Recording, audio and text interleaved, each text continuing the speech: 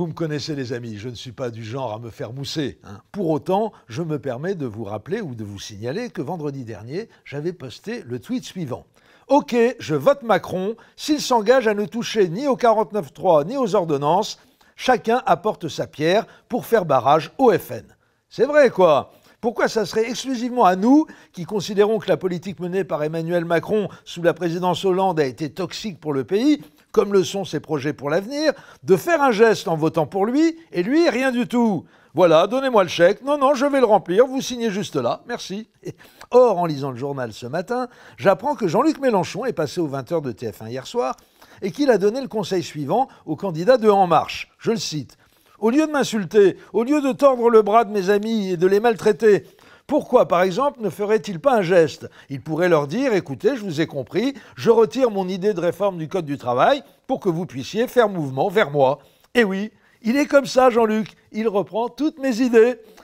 Pourquoi croyez-vous qu'il a fait une aussi bonne campagne? En fait, il n'y a pas de vrai Jean-Luc Mélenchon, ce sont tous des hologrammes. Et c'est moi qui tiens le joystick.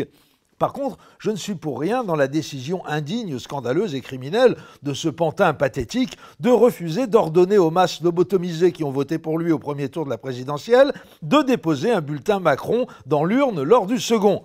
Ce pervers narcissique, mégalomane, aigri et revanchard a l'air de considérer que ses électeurs sont dotés d'un libre arbitre et même d'un sens critique.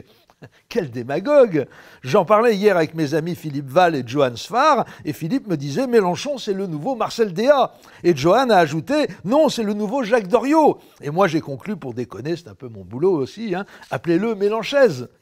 Non, c'est vrai que le leader de la France insoumise cultive une ambiguïté pernicieuse vis-à-vis de Marine Le Pen. Hier soir sur TF1, devant une bonne poignée de millions de téléspectateurs, il a dit ceci « Je ne voterai pas Front National, je combats le Front National et je dis à tous ceux qui m'écoutent, ne faites pas la terrible erreur de mettre un bulletin de vote pour le Front National car vous pousseriez le pays à un embrasement général dont personne ne voit le bout. » On peut difficilement faire plus ambigu. Ah, le salaud! Et pourtant, ce n'est pas faute d'avoir été rappelé à l'ordre par les plus éminents de nos professeurs de maintien démocratique que sont Laurent Ruquier et son équipe de chroniqueurs de « On n'est pas couché ».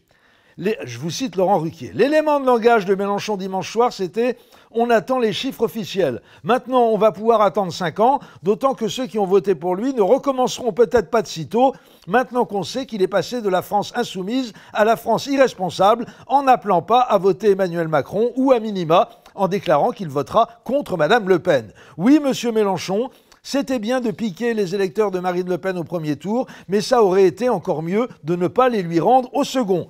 C'est vrai que ça fout la trouille. La 6e République maintenant, on en est sûr, ce n'est pas pour demain, mais un deuxième Vichy, ça peut être dans 8 jours. Fin de citation.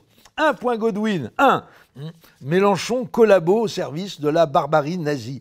Et je vous présente le nouveau Conseil national de la résistance, Laurent Ruquier, animateur des grosses têtes, Vanessa Burgraff, intellectuelle organique de l'unité divertissement de France 2, Yann Moix, romancier romantique pour classe terminale, mais de transition, et exceptionnellement ce soir-là, Pierre Bénichou, raconteur d'histoires drôles chez Castel.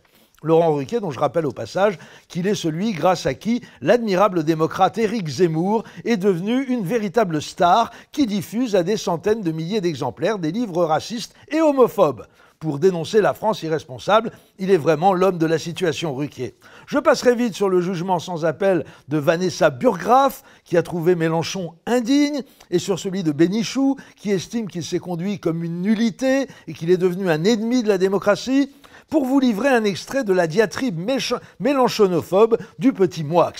Il vient de prouver qu'il n'est ni démocrate ni républicain. Je tombe des nues. On l'a toujours bien reçu ici. Il avait fait preuve d'une certaine finesse, d'un certain sens de la République, d'un certain sens de l'État. On s'aperçoit que c'est un petit dictateur de carton-pâte et je suis heureux qu'il ait échoué si près du but parce que c'est le signe d'un homme blessé, vexé, humilié par sa défaite. C'est vraiment indigne de tout ce que j'imaginais sur lui.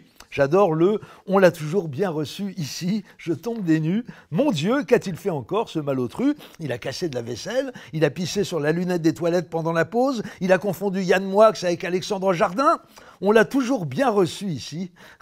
Vous étiez surtout bien content de le recevoir pour faire remonter le niveau de votre émission et surtout de ses audiences. Le plus cocasse dans l'histoire, c'est qu'après avoir confisqué à Mélenchon, dans ce style amphigourique qui plaît tant à ses lecteurs adolescents, après lui avoir sucré donc son brevet de démocrate pour cause de non-alignement sur les positions de ces grands résistants à la montée du FN que furent toujours François Fillon et Nicolas Sarkozy, le petit Moix a expliqué benoîtement qu'il ne votait plus depuis des années. Ah, l'arnaque! C'était Obélix en train de délivrer des conseils diététiques à Lucky Luke. J'ignore si Mélenchon, depuis la campagne à peine un tout petit peu hargneuse qu'il subit depuis le premier tour, est reconnu comme un authentique petit dictateur en carton-pâte, mais ce qui est certain, c'est que Yann Moix est parfaitement crédible dans le rôle du minuscule imprécateur en papier mâché.